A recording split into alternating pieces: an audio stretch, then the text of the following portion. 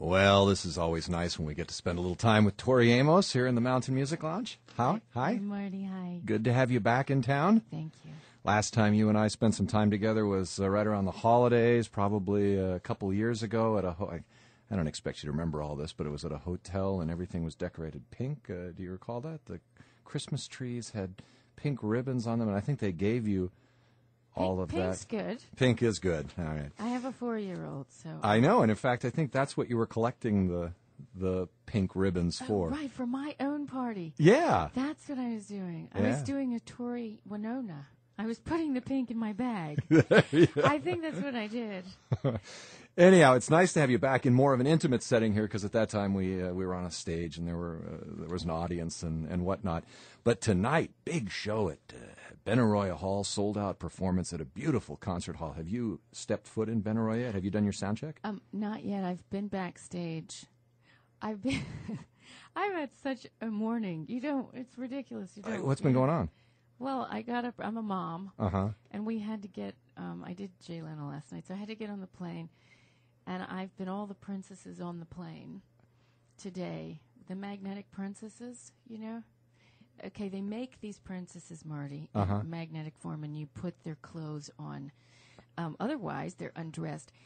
And so my child proceeds to talk to everybody in schmoozy class. Right. And wants to get everybody to be a princess, and of course nobody's interested. Mom needs to sleep, but of course there I am being a princess. So then I eat this lemon tart, and it gives me this sugar rush, and I'm running around Benaroya Hall like Speedy Gonzales. Oh, my goodness. And I never made it to the stage, and here I am. Oh, well. Well, I'm glad. I'm glad you made it here. And once you do step out on stage, I mean, it really is a glorious. It's like it was meant for Tori Amos to play Benaroya. Oh, hurrah. Yeah. All right. Well, we're sort of celebrating the release of Tori's fairly new CD, her 9th release, called The Beekeeper. It's our own private little CD release party, and we'll start by having you play something off of that, I assume? Yes. Okay. What are you going to play first? This is one of those things that when Matt Chamberlain, my buddy, who lives here, we were having one of those great evenings where all the musicians and the engineers were, you have nice food and margaritas, and Natasha was at a princess party, and all of a sudden the kibasa was going, and I just had the best.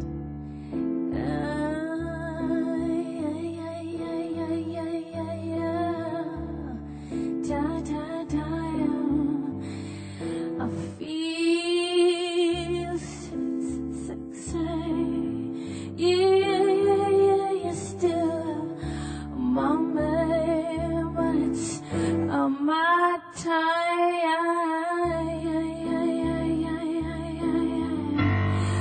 Oh, with a strut into the room with his hat cocked, should defiantly he said, I have heard that you can play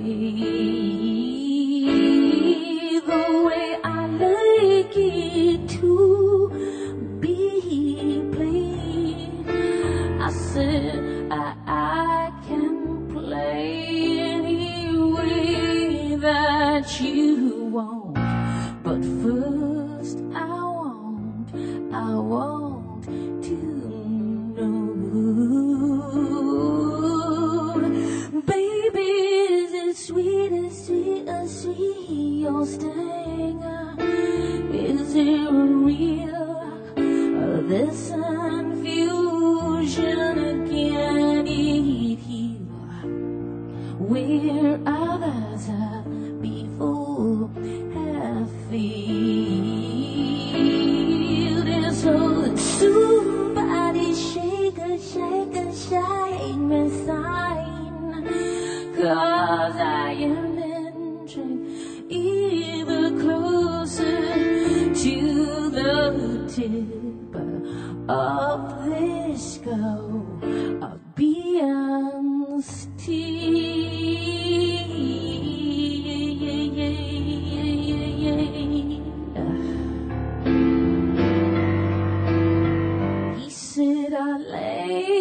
weapon down with my pistol fully loaded, a haunted man to my road will end up beginning. Your cinnamon juice is the sweetest, sweetest, sweet. Your sting as any real your infusion and can it heal where others before have failed. So somebody shake me sane, 'cause I am inching even closer to the tip of this Scorpion's teeth. Love, let me breathe you in, melt the confusion until there is you.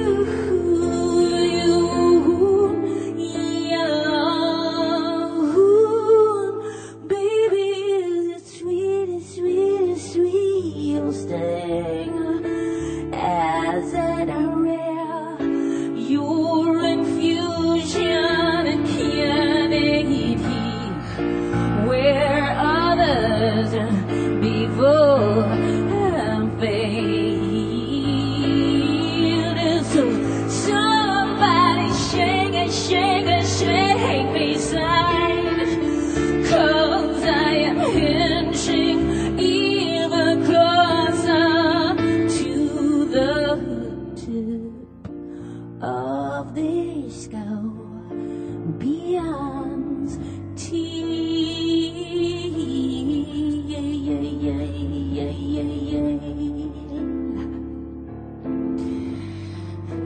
Baby is a sweet boy. Baby is a sweet night. Baby is a sweet.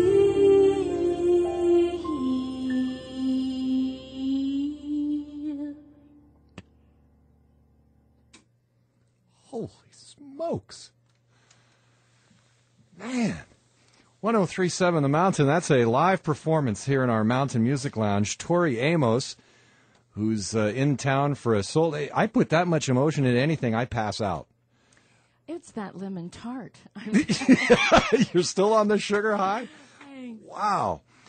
Celebrating the release of a new CD called The Beekeeper. Tori is in town. You have a lot of connections with Seattle. You mentioned Matt, who plays on this CD. Yes.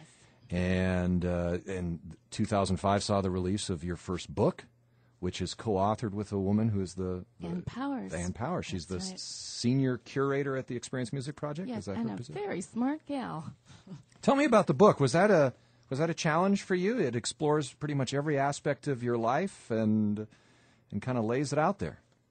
Well, when a book company says to you, we want to do this book about you, what do you think? You have to realize they don't need you to do this. Uh-huh. And once you understand that, then That's a you good kind of point. go, well, maybe we should do something. Right. And so I called Anne because she was an acquaintance at the time. She's a friend now, but she's an acquaintance, and she's not necessarily warm and fuzzy. She's brilliant. And I think if you're going to walk down this road, you need somebody who is vicious but fair in a very graceful way. Yeah, yeah. So one aspect of the book deals with your childhood, your own personal history, and I've always been curious about anyone who writes an autobiography. How good of a memory do you have to have in order to make it interesting, or do you have to fictionalize it at points where you just don't remember? Well, I think probably if you ask anybody about their life, half of it is probably fictionalized. If you could go back, That's true. Because They it's may your not know. It's Yeah. your perception of what happened that day at that birthday party that my father can't remember that when I was 11, he just said, we can't really give you a birthday this year because your mom's sick and everybody's away and you're the baby and blah, blah, blah. I said, that's okay. No sweat. That's cool, Dad. Mm-hmm. But he said, but I'm going to get you cake. I said, no, don't get me anything. No, I'm going to get you a cake. So what do you want? Just anything that doesn't have nuts. Oh, no. So, of course. I know where the story's going. He brings me a cake. Some sort of a nut tort or what? Yeah, brings me a cake with nuts on it. Oh. And so I didn't eat it, and he got mad at me, and so I got a spanking. Wow, and he doesn't remember any of this. Oh, no. Just gone, deleted. That's a pretty big event for someone. It's a big event. To wipe out. I'm curious. You mentioned that you were on the Tonight Show last night. Is the months following the release of a new CD, is it all work? Yes. How long does that last? It depends how much stamina you have. Uh-huh. But it also depends on if you've done anything if you're creating anything that people want to come see too. There is another side to it because it is, let's face it, you do want to make music, and if nobody comes, then well, that's yeah. You've got loads of times to make cakes without nuts on them. Yeah. Do you like this part of the work that you do? I like a good conversation. Mm-hmm. I don't say I'm not necessarily a part of them much, but I like listening to them. I really enjoy having a good chat. So I missed the Tonight Show last night. Was it just a performance? Or yeah. Okay. Which is good. Yeah. Did you? Bob Dole was on the show too. Did you? Yes. Did you have any odd interactions with him? Yeah, because this is the crazy thing. I did this song. I did Sleeps with Butterflies, and when you perform sometimes, come on, you have to breathe, and you either have to, I don't know how to say this. When you hear a singer, and if it's not Saturday Night Live, then you're really singing. Uh-huh. Okay? Right. And you hear a singer sometimes clear their throat in the middle of the song, or they get dry. Right. Well, what are you going to do? Nobody wants to hear this on the radio. I'm so sorry, No, everybody. no. This is interesting. A saliva's you've got to do something with it. Uh-huh. So Bob Dole was standing there next to Jay Leno, and I'm just going, oh, no, because they're in my eye line. And I have this cute lip gloss on, and you just look at Bob Dole, and there's the saliva running down my mouth, and I'm like, this is not the picture I wanted to have right now.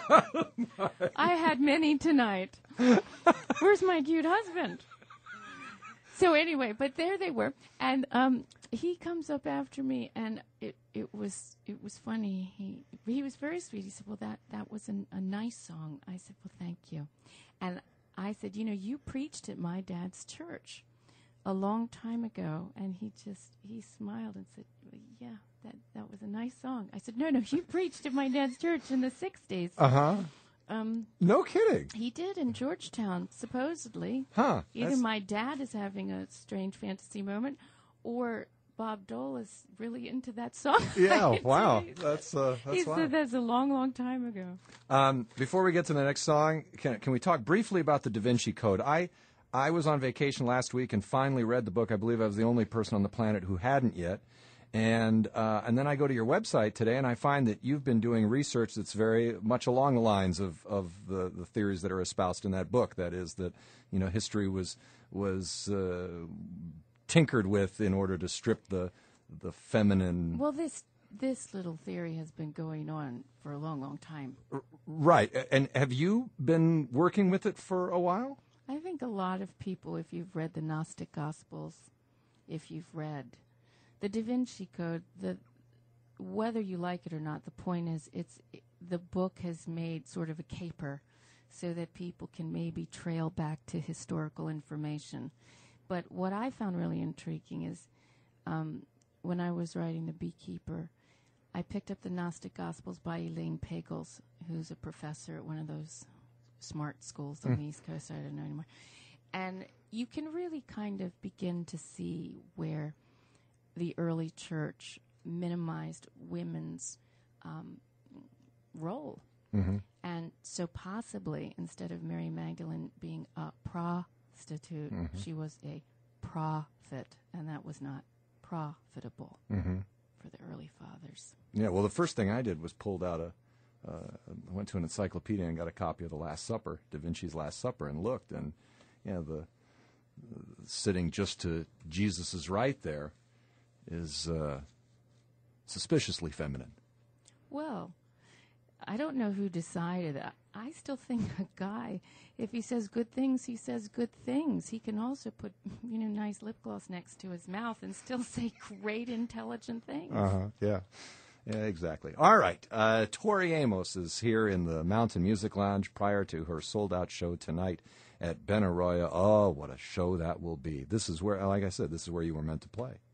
Do you think so? Yeah, you've been building up your whole life, your career to play this show tonight in Seattle. Are you serious? Because I've never, I haven't been to the stage yet. And on this tour, I've played all sorts. There's one night I played a beautiful hall in Philly, and the next night, I'll just be honest, I went from riches to rags. I was at the Orpheum in Boston. Sorry, the Orpheum Theater. That's just, I'm hanging out with too many Brits. And this woman I walk backstage, and you just have to, you put your hands in your pockets and you say, oh, I don't know what's on the walls, but I'm just going to keep, and then this scream. This woman is screaming her head off, and a rat jumped on her shoulder, and she runs from the bottom up. And I just thought, okay, rock show tonight. Wow. This has been a fascinating discussion, everything from saliva to rodents. Tori Amos, another song off the Beekeeper here. And go ahead and lead into it any way you want. Speaking of critters, rodents, I don't have a mouth song on this record, but this is a little creature that I've always loved. The gorgeous creatures.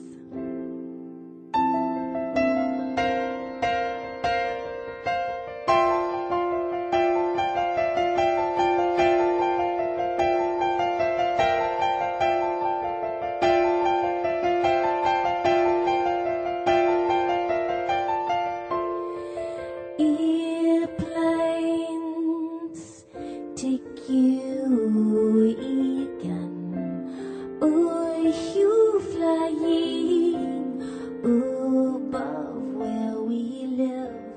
Then I look up, glare in my eyes.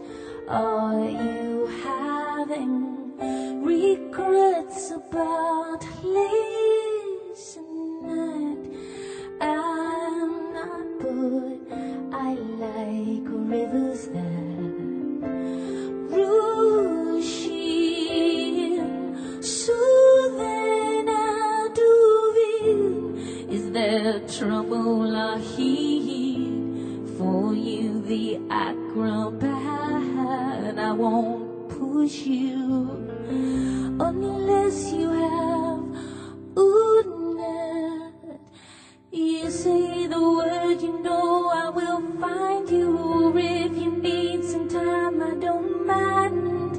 I don't hold on to the tail of your kite. I'm not like the girls that you've known, but I believe I'm worth coming home to.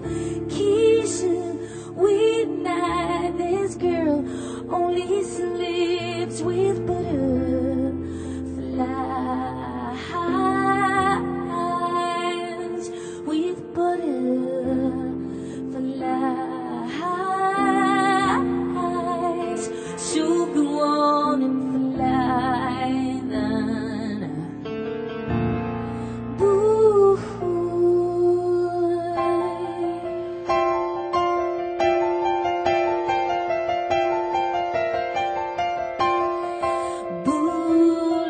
Balloons look good from on the ground. If you with pins and needles around, we may fall and stumble upon a carousel. It could take us, and if we had, you say the word, I will find you. Or if you need some time, I don't mind.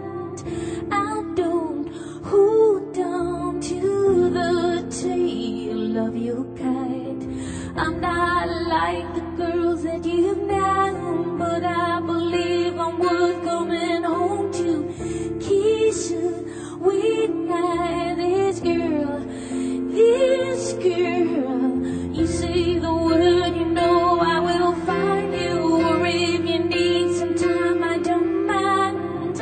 I don't hold on to the tail of your kite.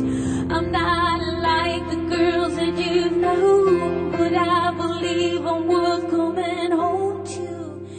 Keisha, weeknight, this girl only sleeps with butterflies,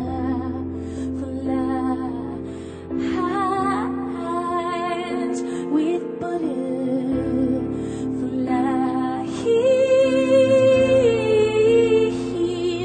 with butterflies.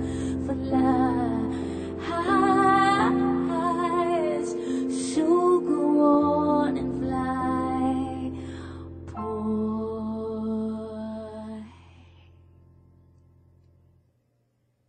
Terrific. 1037 The Mountain. That's a live performance here in the Mountain Music Lounge with Tori Amos. Honored to have you in. Thanks for having me. Thanks Bye, very everybody. much for making the time. Tori Amos tonight at Benaroya. The new CD is called The Beekeeper. This is 1037 The Mountain.